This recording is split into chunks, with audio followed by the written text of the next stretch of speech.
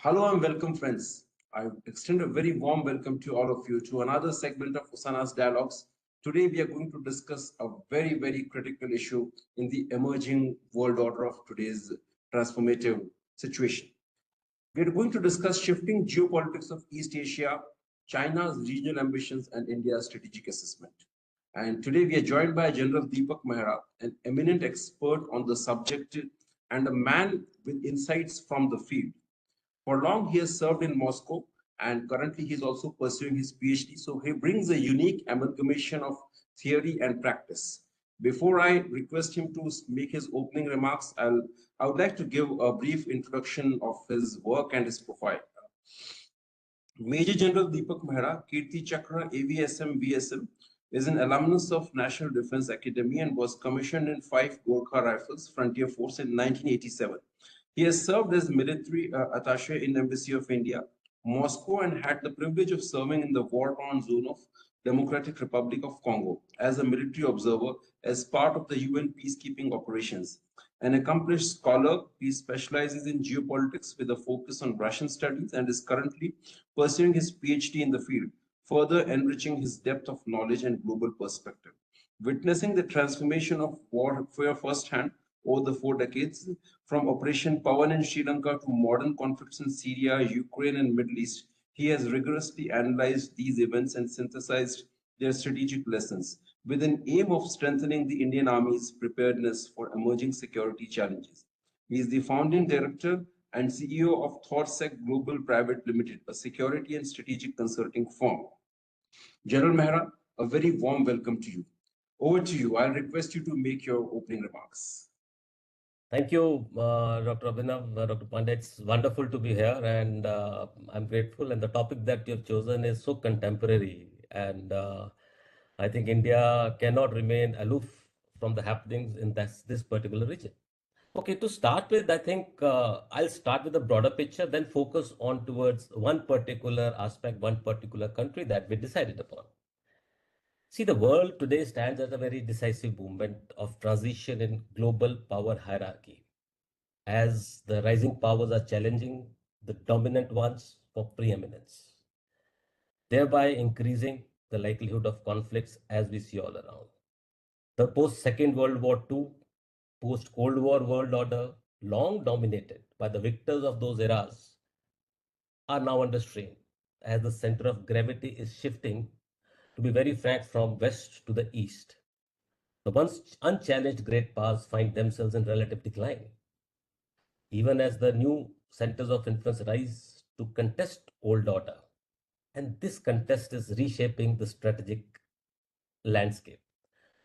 Actually, I would like to just quote Lord Tennyson when one in a poem, once he says, "Old gives way to the new," a poem of Idylls of a King. The old order changeth, yielding place to new, and God fulfills himself in many ways, lest one good custom should corrupt the world. Similarly, in Mahabharata, Bhishma Pitama ने युधिष्ठिर से बोला, nothing in this world is permanent. Change is the order of the day or the law of the nature. Now, when you look at the world order, this change will not be without resistance.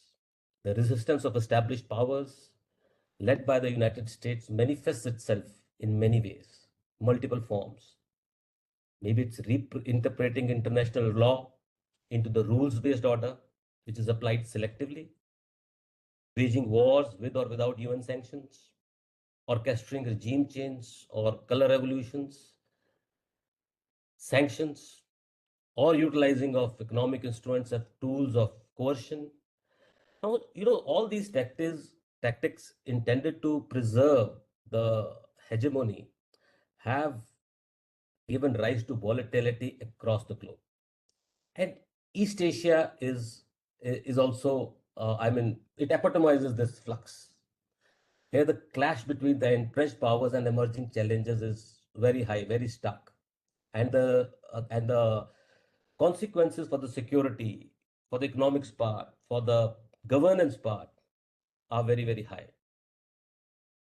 Therefore, for India, assessing being almost part of this area, through our Mahasagar, what we have laid out for ourselves, it is not a merely a question of a foreign policy, but of a strategic imperative in navigating this era defined by uncertainty, rivalry, and of course, multipolar transformations. Today, this particular area has become the epicenter of global geopolitics, where security, economics, as well as the ideology interact with each other. Looking at the importance of this area, if in 50s and 60s, over 70%, 75% of the world GDP was accounted for by the US, Europe, and Japan. Come 2025, the global GDP Asia share exceeds 50%, led by China and India. And East Asia out of it is almost 25%, with 17% of the world trade accounted for by this area. I'm not yet taking Southeast Asia into it, because when you talk about East Asia, it's China, Japan, both the Koreas, and Mongolia, actually. But if you add Southeast Asia into this, you add another 7 to 8% of GDP, you add another maybe 8% of the world trade. That is what we are looking at. But yes, out of all this, China is the dominant factor in East Asia, with almost 70 to 72% of the entire East Asia GDP accounted for this one big country. Looking at the natural resources, seaborne, oil, gas, and the major part is the manufacturing and technology, be it semiconductors, be it electronics, be it automotive, machinery, shipbuilding industries, dominant East Asia. And we can't talk of East Asia without mentioning the sea lines of or SLOC sea lanes of communication, be it Malacca, be it Singapore Strait, Lombok, Sunda, or the South China Sea, where from the majority of the traffic, almost 94,000 vessels, just to put the perspective, passes through Straits of Malacca per year. Compare with 2022,000 with pass through Suez Canal. Similarly, almost 80% of the China's crude comes through this area. And also, as the Arctic routes are opening up, the relevance of this particular area continues to increase. Also, this particular area, East Asia, is home of number of unresolved conflicts and flashpoints, be the East China Sea, Senkaku or Diaoyu, whatever we may call, islands, disputes, Taiwan Strait, a perpetual hotspot almost every week, every day in the news, Korean Peninsula, North and South Coast, most militarized zone of the world, as they say. Of course, India, China, maritime disputes, nine-dash line and all that. Also, Russia, Japan, which is obviously, which at times are put under the scanner. Though the active hostilities have ended, but no formal peace treaty has yet been signed between Japan and Russia also. And in all this, there are ambitions of various regional and international actors. I'll touch just upon the China's and the India's ambitions. So as far as China is concerned, it seeks to establish itself as a central power in East Asia and a sort of a competitor to challenge the US, not only in this area, but globally. South China Sea, I already mentioned the nine-dash line, militarization, artificial islands, and coercive actions against many countries to include Philippines, Vietnam, Japan, and others. Taiwan remains its core interest of unification, which drives it towards modernization, enhancing its seaborne blue water capability, economic road initiatives, RCEP, investments in infrastructure, and of course, expanding military, economic, and political dominance to secure supply chains, choke points, and technological leadership. As far as India is concerned, we moved from look east to act east policy under the present government, and rightly so, deepening our ties with ASEAN, Japan, Australia, from Asia Pacific to Indo Pacific frameworks, and also recently participating in Quad. So we are walking a very fine balancing line. On one side, we are engaged with Quad. On other side, we are engaged with SCO, with BRICS, ties with Russia for energy and defense supplies. Also, our Mahasagar recently articulated expansion of Sagar, security and growth for all in the region, encompasses a wider Indo-Pacific outreach with emphasis on maritime cooperation in the Pacific and beyond, humanitarian aspects, security and growth for all, and such things. And as we grow from fifth to fourth to third largest economy in the world, we do intend to play a larger role beyond the Indian Ocean, and I think the spirit of Mahasagar, the cooperative spirit of Mahasagar, will propel India as a maritime diplomacy to propel India towards that. Also, I forgot to mention is Chennai Vladivostok corridor, which also passes through this particular area. So this is as far as the overall East Asia is concerned. Now coming on to the specific about North Korea, and out of all this, there is a small country which is small but has a disproportionately significant state. Its geography particularly makes it frontline for great power combination or competitions. Its strength lies in its sort of nuclear deterrent, military manpower, resilience under isolation for so long, and of course, if you look at its weaknesses, its economic stagnation, insecurity on the food, and of course, the diplomatic isolation from across the world and UN sanctions. Now, it is a place where the interests of the big powers, the biggest powers of the world today, intersect, be it United States, Russia, China, and of course, with South Korea and Japan in the eye of the storm being the closest to this particular area. And it remains one of the most sensitive hotspots in the global geopolitics. Before I move further, it is also, just for interest's sake for the audience, it's also known as a hermit kingdom. And actually, hermit kingdom is an epithet used to refer to any country, organization, or sort of society that isolates itself willfully, either metaphorically or physically, from the rest of the world. Apart from North Korea, even at times Bhutan is referred to as that as a hermit kingdom. Now, North Korea follows a Juche state ideology. Now, what is the Juche state ideology? It is sort of ideology which was given by Kim Il Sung, followed by Kim Jong Il. That is the father and the grandfather of the present incumbent. And basically, it's a isolation of self. It's an ideological break from Marxism and Leninism, and it incorporates historical, materialistic ideas of Marxism, Leninism, but also emphasizes on the individualism or individual, the nation state, and the national sovereignty, right? So, and actually, it's long, but we will leave it at that. Maybe some other time. Now, as far as having seen the aspect of it, looking at the importance of this particular country, one geopolitical flashpoint, intersection of, as I said, the biggest powers of the world, buffer state between, on one side, China and Russia, and across that 88th parallel is the US aligned South Korea, where almost 28,000 of the US troops are permanently stationed. Not only troops are stationed, but they have got potent missile systems in the form of THAADs and all, with longer range, looking deep inside China as also towards Russia. And as far as its relations are concerned, this particular country is sort of isolated from the world with the world UN sanctions, economic sanctions. China is its lifeline, closest ally, with 98% of the trade going through China.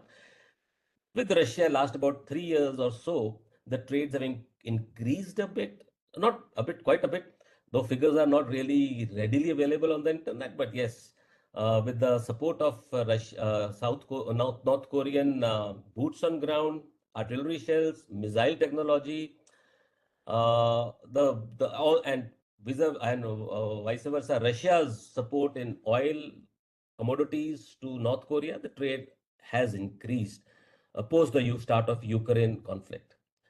Now, as far as South Korea is concerned, historically hostile, there were movements of positivity, movements of sunshine, right from I think 2010 to somewhere around 2018. It peaked around 2018-19 when in Olympics. Can you imagine South Korea and North Korea contingent walked under the one flag? So that was the height of, I think, the good relationship between the two. But post 19, there has been a cold. I mean, there has no been no thaw in the relations. United States remain adversarial. Multiple times tried to start the negotiations, but failed. The best time probably was during the Trump's first term when thrice they met, once in Hanoi, once in Singapore, and once Trump became the first president to enter North Korea through a demilitarized DMZ, demilitarized zone. Of course, Japan and disputes are there, abductions and missile overflights and security threats, on the sea problems and all. So this is how the relationships go. The one aspect I think before I close my aspect is about, and then we move on to the Indian part, is about its military aspects. It is almost 1.2 million active soldiers with almost 600,000 in reserve. For such a small country, this is a huge standing army. Nuclear weapons, almost 50 to 60 weapons they have, and probably material for another 30, making it to 80, 90. There are various uh, websites giving various figures, but roughly 50 to 60 we can take it. 6 times it has tested its nuclear weapons, starting with 2006, and the last one was supposedly thermonuclear. They have moved from plutonium to uranium to hydrogen to thermonuclear. That's how the thing is. And as far as ICBMs and hypersonic vehicles are concerned, they have got almost ICBM moving up to 13,000 kilometers, submarine launched ICBMs, also a nuclear submarine which they have showcased in 2023. Surprisingly, in cyber warfare, uh, hacking, and what the crypto thefts, they are they are quite good. And as far as coming on to the economic part, I think there's nothing much to say. So command economy, and also mining raw materials, entirely dependent on China. The severe UN sanctions over its nuclear program primarily has cut it off from various other countries, and therefore a problem. GDP is just about $500 to $600 amongst, I think, one of the lowest per capita in the world, one of the lowest actually. Now, as far as India is concerned, we had traditional links with Koreas. Let's not talk about North Korea, South Korea when we talk about traditional links. As the legend goes, in the 13th century Korean chronicle, Samyuk Suyusa, it mentions about the princess from India, from Ayodhya, marrying um Kim Suro, the prince of Koreas. And it is from that time our linkages have started. In between, there would have been, but I think we straight away jump onto the Korean War and the 49s and the 51s, 2 year of Korean War, and we took a neutral role where we deployed our field ambulances and the medical units. And by the way, when you go to the South Korea or Seoul, where I was in 2011, and we visited DMZ also, in both the countries, they say, not only in South Korea, in North Korea also, those that neutral stance, as also the assistance provided by the Indian contingent is still remembered. I remember walking on the main road of Seoul, and luckily those were the days they were commemorating 7 days of India's role in the war. So there were posters, old photographs, Thimaiya's photographs put onto the pavements, and a lot of people were visiting that. So they do not forget these things. And similarly, they say in global, in North Korea also it is there. Now, uh,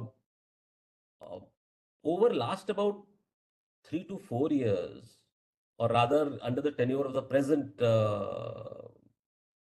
leader, supreme leader, the stock of North Korea has really increased, and especially after 2020, 2021, post-Ukraine conflict, it has really stature has grown and activity has also grown. Uh, how can we remain aloof or away from such an important facet where it has such a huge capabilities? I have not yet talked about the relations it had with Pakistan or a relationship it had with US and some other countries or with the Arab countries from where it got various facets of technology, and to some of these countries it passed on certain technologies. Sorry, I hope I'm clear because the phone call came. Yes. You can hear General me, no? Vera, do you want me to show the map? Yeah, we can show the map now actually. Yeah. Okay, just give me a second, I'll share it. I can continue, right? No issues. Yeah, you can Okay. continue, please. Go ahead. So, 2021 was the time when we closed our embassy without giving any particular reason. Beta, this is a Southeast Asia map. Put East Asia map. Let the Russia also come in, Japan full come in.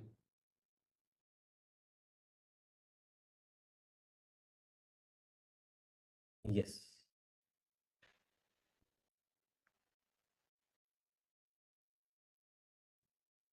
Okay. I'll move So, around when you speak yeah, no for issue. the Just leave countries. it. Just leave it so that anybody who's watching, then they can, align to what one is saying. Yeah. So 21 was a time when, without any reason, we did close our embassy, and it was a mass exodus post-COVID. North Korea closed itself, and when it opened, so almost everybody moved out. In 2024 December, we have again opened embassy, considering the increasing importance of the strategic importance, growing stature, increasing activity in this particular part of the world. Now, uh, apart from India, there are many other European, African countries, West Asian countries, which are opening the embassy today. Um, its strategic importance, as I said, is significantly more than it was about 4 or 5 years back. Militarily, it has been steadily growing its nuclear, rapidly working on technology such as hypersonic missiles, tactical weapons, and long and short-range missiles.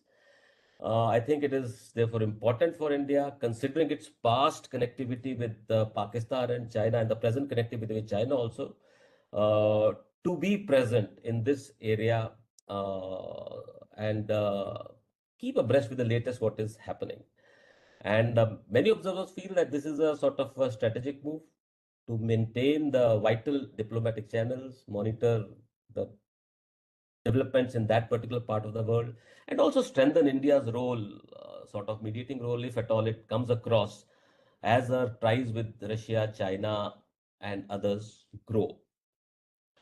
Also, a lot of talk is happening with respect to the deepening ties between Russia, China, Iran, and North Korea. Sometimes people do uh, compare it or compare it with Quad, say it's a counter to Quad. But personally speaking, I mean, they are two different kettles of fish. But yes, certainly what joins them together is the hate or or the pushback to the unipolar system which is there today. Therefore, for India to remain in touch with what is happening in this area is a must. And I already mentioned to keep tab on activities of certain competitors in this area. It is necessary for us to be there. Also, from the North Korean point of view, for far too long, it has been isolated from the world. The opening of relations with Russia has taken off some pressure from China, and vice versa has given us certain option to North Korea. Even North Korea does not want to be totally dependent on one or two countries, would like better relations with, of course, Russia, or with some countries like India and all. Earlier, India also was a bit skeptical with Biden administration because there was a total break of relation up after the Trump stepped into North Korea through demilitarized zone. But now with Trump back in power, I think the relations of India are also on the mend and all. Incidentally, the last visit that Indian leader or an Indian politician or Indian minister rather had in North Korea was, or visited North Korea was in 2018 when General VK Singh, as a part of External Affairs Ministry, visited. But most of the discussions centered around cultural exchanges and trade, giving out aid, especially in medicine and food aspects. So that is it. And after that, the UN sanctions, I think even that has fallen down to quite a bit. I think if I have to overall cover it in a very short, in the last takeaway sort of a thing. So our relations are framed by a sort of blend of historical ties, principled democracy or diplomacy, and pragmatic strategic engagement with this country. We have always upheld the humanitarian outreach, even during the time when the global pressure mounted against Pyongyang or North Korea. And recent embassy opening signals our desire actually to maintain influence and insight into East Asia, into this part of the world, which is coming into news so often, and also act as a responsible global actor and a potential bridge builder in this volatile region should the opportunity comes. Thank you very much.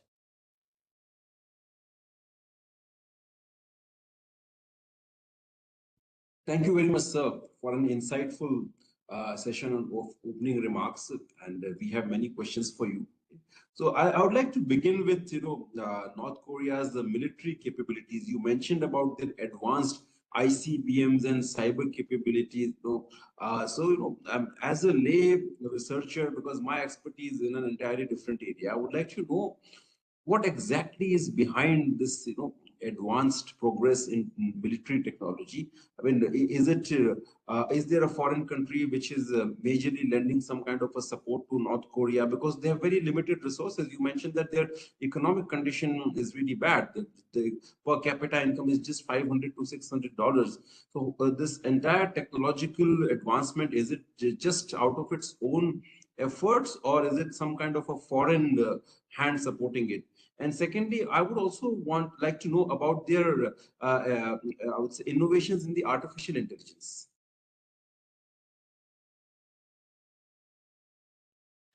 Okay, I think this is a wonderful question, and you absolutely rightly pointed out about the foreign hands in this thing. See, when the Korean War broke out, it was between the two blocks. China and Russia on one side, and the US and NATO and the West on the other side. And that's how the 88th parallel came up. So we can safely say it is from that point of view, it is from that point that there has been a continuous support of especially China and Russia. And Russia has been going up and down depending on its engagement with the US and or engagement of Warsaw with the NATO in those days. But I'll just give the incidents of certain support, how overall its program has got enmeshed or been supported by other countries. Between 50s to 80s, Soviet Union was one of the major suppliers apart from, because China's condition was not there to supply high technology weapons. It was only after 80, after 90s, it has started with the high technology thing. It was primarily the Soviet Union. 1959 is the first time when Russia, or rather Soviet Union, provided a small research reactor, Yongbyon, by the name of Yongbyon, and also trained DPRK scientists. Now, this actually laid the foundation for Korea's nuclear program. So, talk 1959. And China supported it, did not raise any objections. But after its 1964 nuclear blast, it rather did not share China never shared the bomb blueprint as per the open sources that we have, right? And it remained on a political sidelines, political solidarity, rather than giving any direct sort of a support. Now, when we come to, I'll talk about the nuclear first. I think I'll finish it. Thereafter, in the 90s, it was the infamous AQ Khan's network. Okay, before that, 1973 Yom Kippur War. You'll be surprised to know the Scuds. At that time, it was the Scuds missile, which Scud B missile, which DPRK received from Egypt, and it was sort of a thank you by the Egypt for supporting Egypt in the Yom Kippur War by supplying them the war material and giving them a diplomatic support. Now, these Scud missiles were reverse engineered, and thereafter a missile by the name of Hwang-Song 5, Hwang-Song 6 series were created. Today, they have graduated on to Hwang-Song 18, 19. They're testing those series with 13,000 kilometer, 10,000 kilometer ranges. So that's how their missile program started. So this is as far as missiles are concerned. Also, missiles. Another country which assisted them was Iran, because as I said, there was a quadrilateral sort of understanding between the four countries: Russia, China, Iran, and North Korea. So that is another country which assisted them in the support of missile making, and rather the apart from Hwasong missile 5 and 6, they graduate onto the Nodong series of missiles, and these Nodong series of missiles were the basis for Iran's Shadab series of missiles. This is as far as missiles and delivery means are concerned. And after that, they have innovated, they have got off and on technologies from various other quarters, which are not out in the open source, but certainly maybe other countries which are supporting them. Coming on to the nuclear program, after that nuclear reactor, the bomb designs were not given. Then came an infamous Pakistan link of AQ Khan. We all understand that network. That was in 90s. So North Korea traded. Pakistan wanted the missile technology. North Korea wanted the bomb design and design for uranium enrichment. So that is where the Rodong missile technology was passed on to Pakistan. And in exchange, that was in exchange of the uranium enrichment centrifuges design and the machinery. The parts were exported there. Now, this barter between these two countries helped both of them to develop one Pakistan missiles and DPRK, the nuclear pathway, the uranium pathway. And as far as breakthrough came was the earlier, where, as I said, the Yongbyon 5 megawatt small reactor or testing reactor, which Russia had provided, supported it in building in 1959. They modified it, they worked on it, and by about 90s, mid 90s, late 90s, they started extracting plutonium from it for their nuclear bombs. So that was the first plutonium they got for their nuclear bombs.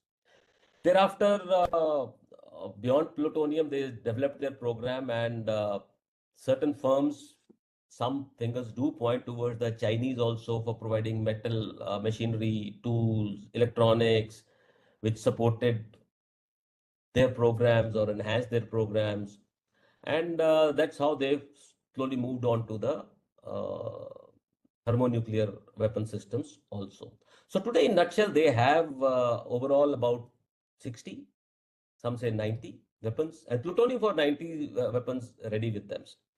As far as ICBMs are concerned, they have moved on from Hwang-Song 5, 6 to almost Hwang-Song 18. And not only solid liquid fuel, even solid state motors, which are more stable and quicker to launch, have been made by them. As far as submarine launched ballistic missiles are concerned, Pukuk-Song series are as of today with North Korea, with the range of about, it is solid fuel missile technology, range of about 4,000 kilometers. And it has nuclear submarine emissions, the triad, to complete the triad. In 2023, a Romeo class submarine, which is of Soviet origin, was unveiled, a refitted one, and which gave it aspirational, it told the world about its aspirations to own a nuclear submarine also. So, under the cover of dual use of goods, many of these countries have been providing it with these aspects. Certainly, Pakistan, Iran are documented. Certain amount of fingers are pointing towards Russia and China also. Also, it had made a good use of illicit program or illicit procurement networks across the world to buy alloys, electronic components, machine tools, machines, so things like that. And whenever a country is put under sanctions, we had our own case also after 98. Uh, I think the best comes out of that country again. So reverse engineering old Chinese systems, indigenous adaptations to from old to new have been quite good in their case. Now, as far as innovations are concerned, I think I have already touched upon that. Uh, they do send their engineers to the friendly countries for education, and also through illicit programs of illicit procurement, they do get out these technologies. AI, more than AI, it is the cyber, it is the blockchain in which they have surprisingly quite a bit of good technological hold.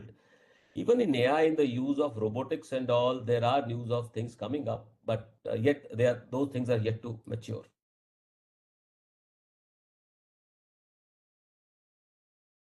Thank you very much, sir. Thank you. So my next question is regarding India's recent outreach to North Korea. So I'm really curious whether it's some kind of a major strategic policy shift or just some sort of a tactical level signaling to the West that that since our relations are getting estranged, India has the capability to explore other options. That's the first part. And secondly, since India is being touted as the flag bearer of democracy by the West in South Asia, in Asia, how will that go in defining India's relationship with North Korea, which is like a major symbol of a brutal dictatorship? And thirdly, North Korea is friendly with the most of our adversaries like Pakistan, China, and has some illicit covert ties with the global Islamist lobbies. So, given that context, what is the scope of India-North Korea relationship? I mean, how long we can go, or is there any substance, or is just some sort of a signaling that we are doing right? Well, see, I'll take I think one by one these questions, and there may be a mix of answers because many of them are leading from one to the other. Uh, India per se, between India and North Korea, there were never any animosity. Neither we have borders nor we have any other issues which are very controversial between the two nations. Yes, India is following the international norms, the United Nations norms to which we are signatory, and therefore those relations are not there. Uh, if the relations are if we are not doing any trade, do have not much of economic activity, that does not mean that we don't have a presence in that country. Don't we have embassy in Pakistan? Don't we have embassy in our competitor in China and many other countries across the world? And looking at the importance as which I elucidated in my opening remarks of this particular area, should we want to stay out of this area or should we want to stay in the area? What to do once we are there in that area is best left to, I think, the foreign ministry and the government to decide, depending on how the things are panning out at the world stage. So, having said that, yes, there is no strategic shift per se, but yes, certainly the importance of this particular arena, this particular area has increased quite a bit, and India certainly would like to be present at the place of action. Should I say that way? Now, as far as democracy, defining relations with autocratic regimes, and you mentioned about brutal regimes, I think the answer is same. We need to be part of, if only, okay, fine, if not for us, but for at least understanding what is happening, what other nations are doing, what are its viewpoints. Having been a military diplomat in Moscow for 3 years plus, uh, you pick up a lot of things, and you pick up a lot of things not from the host country itself, but by interacting with the conglomerate of other countries, diplomats of other countries. And I think, if I'm not wrong, overall, 22 countries post 2021. That includes Germany, that includes UK, that includes Bulgaria, I think, that includes Egypt, and some countries in Southeast Asia have already opened their embassies in Pyongyang. In fact, China has two, one embassy, another consulate, a consulate there. So I think ideology on one side, but practicability and being part of a system, being there at that particular time, is one part. And I think prudence demands that we be there. And what to do once we are there, I think it's best left. Now, yes, North Korea has good relations with China, with Pakistan, with although Pakistan are very low at post 2002, 2002, where so much of international pressure came on Pakistan during Zia's time. With China also, it has a wonderful relation. Russia, it has a good relation. Iran, it has a good relation. But so do we have, except for basically, I think, leave alone Pakistan. Even with China, look what is happening right from, I should say, start last year, September. And as our foreign minister recently, I think in August, only one of the interviews, he mentioned, when we look at a relation with China, suddenly from 2024 September onwards till now, visas, direct flights, Mans rover, and then few other aspects have been the border moving back a bit. This is not happening because of a particular event. And today, everybody minds this tariff and all that. No, no, no, no. We already had 22 or 23 rounds of SR dialogues. So all these events are happening as per long sort of discussions between the two countries, right? So even with China, we are moving ahead in the relationship. So, and with North Korea particularly, we do not have much problems or any bilateral issues. So I think opening embassies and improving our diplomatic footprint in that part will do us good itself.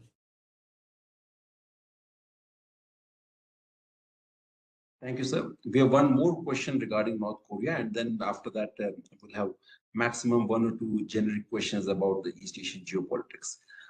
So you already mentioned, and I guess it's something which is pretty much in news these days, that North Korea is engaging very strongly with Russia, and they're sending their soldiers to Russia. I guess 600 North Korean soldiers have already died in the Ukraine war. Now, if I look at that this equation in the larger context of China, Russia, Turkey, North Korea, Iran coming together, and some sort of a proto group forming with each other and against, I would say, the Western bloc. Oh, I mean, it's not yet very clear, but it's in a very, I would say, in a nascent shape right now. And if we look at that in the context of the emerging multipolar world, currently we are going through a phase of the multipolarization of the world order in which the new powers are challenging the rest. Sometimes we also say that it's a decline of the West versus the rise of the rest. Okay? So within that framework, that's the emergence of the new multipolar world order. How do you look at North Korea's role? I mean, will it be a significant player or will it just be an entity aligned closely to Russia or China? See, to my mind, personally speaking, I think as I look around, as you scan the world, do the environment scan of the world, which are the basic major powers of the world today? Let's talk about US, Russia, China. You come to the fourth one, I think India does find a place somewhere there. Then you have got Brazil, South Africa, Japan economically itself. Then the groupings of BRICS or SEO or EU, not necessarily in that order, but yes, these are the ones which are today shaping the world. Then you have got Central Asia. So, uh, yes, you are right. As the balance of power is changing, and again, I will put one theory here. That's known as pendulum theory. I'm forgetting the name who initiated or who wrote about this theory. When a pendulum swings absolutely to the one side, right, which happened post 1991, which happened post tariff regime, suddenly, it is natural that pendulum has to come into the equilibrium state. It can't stay continuously towards one end, left, right, whatever you may say. It has to come to equilibrium state. So rest of the powers, it is natural for them to associate themselves together to get the pendulum back into the equilibrium state. And this is the basics of the balance of theory power, balance of power theory also. In olden days, there used to be, that is 200, 300 years back, there used to be a number of powers. Prussia, Austria, UK, France, Russia, Ottoman Empire on the decline, and so many of them. So the basic was not to allow one particular power to gain so much of power that it is able to control the others. So there were no, that is where Lord Palmerston gave out that famous, which we keep on using so often, and our ministers also use quite often, is there are no permanent friends or enemies. It's permanent interests, permanent national interests. So, as the pendulum is today on the one side and international law is being replaced by international rules-based order, the rules are not written anywhere. Those rules are being applied selectively till when the others will continue to accept it. So, but natural for others to join together. As far as India is concerned, we always have a strategic autonomy. We do not follow any particular grouping or so. We have a principled stand on various issues, and rightly our economic needs are such. We have got 1.4 billion mouths to feed today. No one country, no one bloc can give us everything. So we have to strike a fine balance. If you want technology, if you want trade, and things from Western Europe or from US, so you want a cheap oil and gas from this part of the world. You want rare earths and the magnets from China. You want semiconductors from Taiwan, from South Korea, from Japan, or subsequently as you become Atmanirbhar, make on our own. But till that time, and from 47 onwards, this particular policy has stood us in a good state.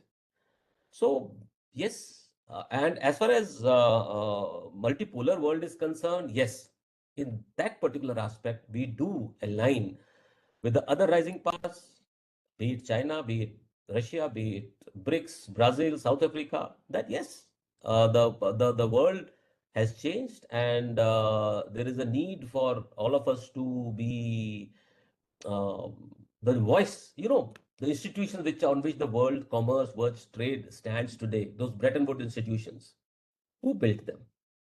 Who's getting benefited by most of them? It is the victors who built them. All those exchanges are there. Every time you send the money from across the world through SWIFT, there is some amount which goes to them. So you are going to challenge that. So like that it is. So maybe let's see how it goes. But I think as far as our stand is concerned, it remains a strategic autonomy, and we uh, have been following a thin line, been on thin line. But on certain aspects, we are with the countries who are espousing for the multipolar world. Thank you very much, sir. Now we have last two questions. In fact, I'll just combine both of them. So how does India balance its one China policy with its technological, economic, and cultural ties with Taiwan. Even visit of Wang Yi, there was some kind of a minor irritant in which Chinese readout of the Indian foreign minister's speech mentioned that Taiwan is a part of China and India believes in one China policy. I mean, India did not officially make a statement condemning it, but India said that India continues to have the same policy with Taiwan, engaging Taiwan on economic, cultural, and technological fronts. So I would like to know your views on this. How does India actually balance that? And secondly, one of our intern, Maxim Sinha, has asked a question. Can India compete with China in the domain of utilizing soft power like Sanskrit against Mandarin, Ayurveda against acupuncture? Well, he looks like more of a fighter. I think the second question I'll take first. My view is that soft power without hard power is nothing. Yes. Let's put it this way very, very clearly. If we are militarily, if we are strong economically, the soft power automatically comes, right? It will come. If you become a land of opportunities, if you become Atmanirbharta, if your industries are growing the way it is growing, if you from 4 trillion to 9 trillion economy next 5 years or 6 years, your soft power will automatically going to increase. You don't have to really go and open thousands of Confucius centers all around the world. No. Ultimately, those will turn counterproductive to you, which it is today.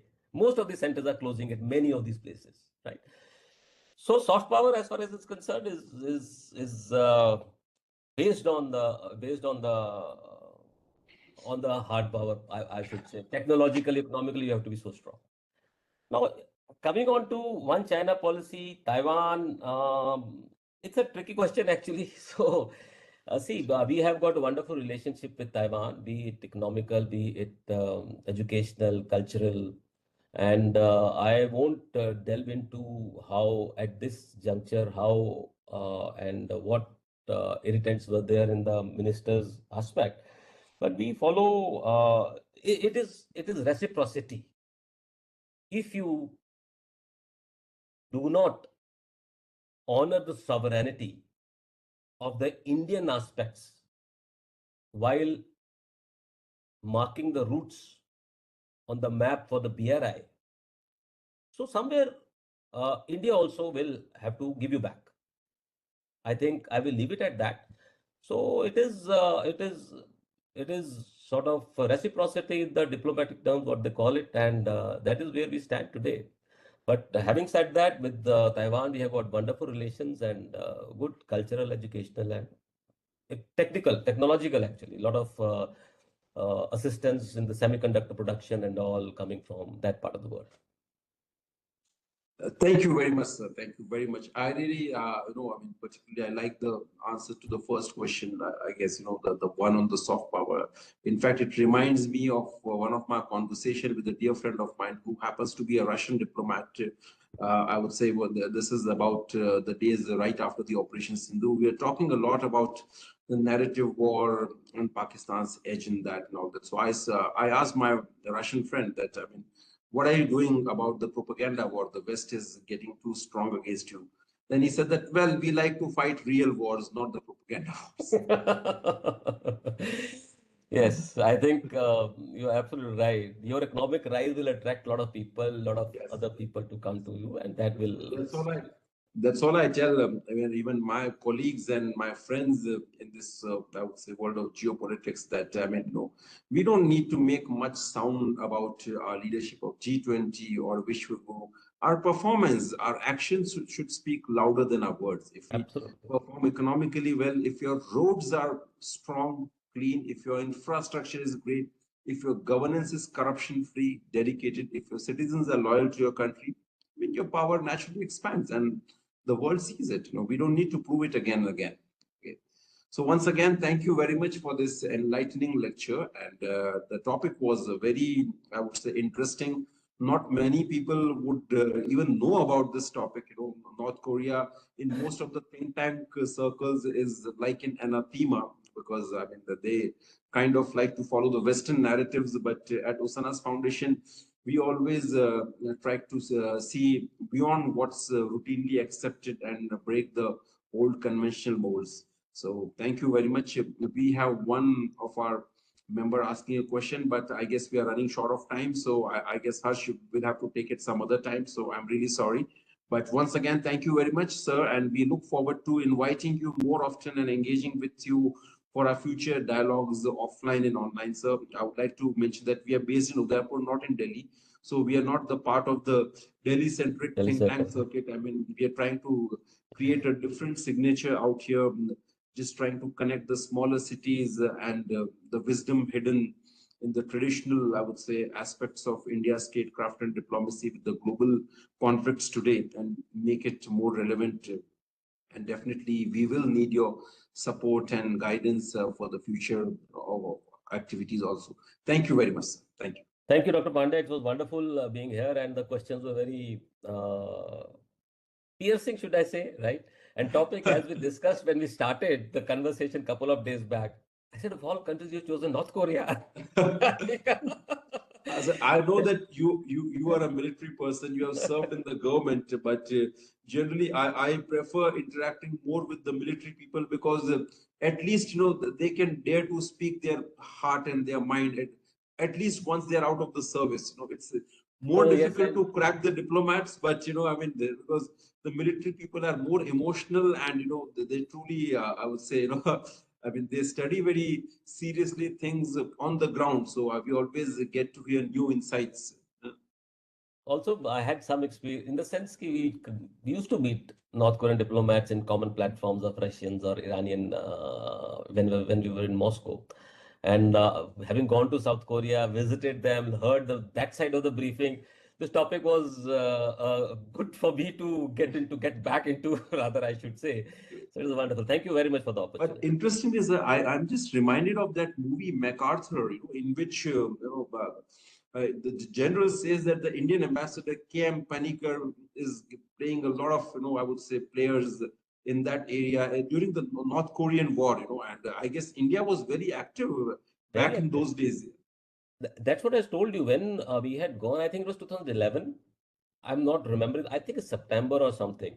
That 1 week was devoted to the 53 war, end of 53 war. And a very large portion was devoted in their own exhibition. And it was on the main road. There are huge footpaths. On the main road, it was there, and beautiful photographs of Indian peacekeepers and Indian medical people. I'm forgetting the name, and they were the photographs, and the people were literally. And when you tell them that you are Indian, at least in South Korea, it was a personal experience that they felt very happy. And so that's what I said with North Korea. We do not have any negative sort of Yes. emotions attached. It's only positivity. Thank you. Recently, I met General Thimaya's grandson in Oh, Bangalore, and so he told me a lot of stories about Timmy's, I would say North Korea expeditions and also his, I would say, experiences in the Middle East and all that. So I think they were certainly, interesting times. North Korea is one country which personally is on my bucket list. I don't know when it will be possible to go to that, to the Hermit Kingdom and see what is there, what is it all about. Yeah, let's see. Hopefully soon. Yeah. Thank Thank you. you. Thank you Thank very you. much. Grateful. Namaskar. Jai. Jai Hind. Jai Hind. Thank you so much, sir. Thank you, Beta. Thank you.